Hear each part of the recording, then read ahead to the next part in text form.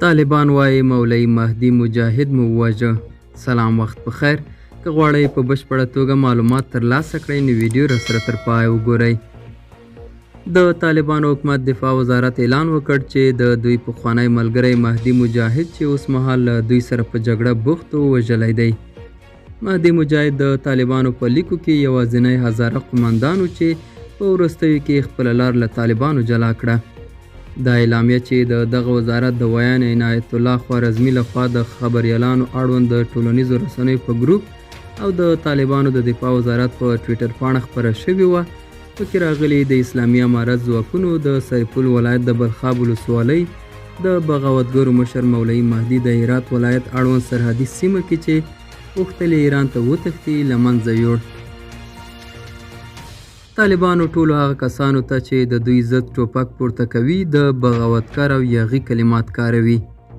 د مولوي مهدي مجاهد یو ویان چې نه غوښتل نوم یې په دې راپور کې یاد شي ازادي راډیو ته د مهدي مجاهد وژل تایید کړل خو په دې اړه یې نور جزئیات ورنه کړل. په دې اعلامیه کې زیاته شوي چې له مهدي مجاهد سره یې څو تنه ملګري هم وژل شوي دي خو کره شمېر یې نه دی یاد شوی. مولوي مهدي مجاهد د په خبره موده وړاندې له طالبانو خپله لاره له طالبانو سره په حکومت د خپل قوم د ونډې په سر اختلاف په پایله کې بیله کړه. مولوي مهدي مجاهد واک ته د طالبانو له رسېدو سره سم د بامیان ولایت د استخباراتو مشر وټاکل شو خو موده وروسته له دندې ګوښه کړل شو. په ښکاره د دغې ګوښه کېدل له طالبانو سره د اختلاف سرچینه شوه تر دې چې په سرپل کې د طالبانو ضد وسلوال مخالفت پیل کړ. دا و زموږ نننۍ چمتو شوې ویډیو.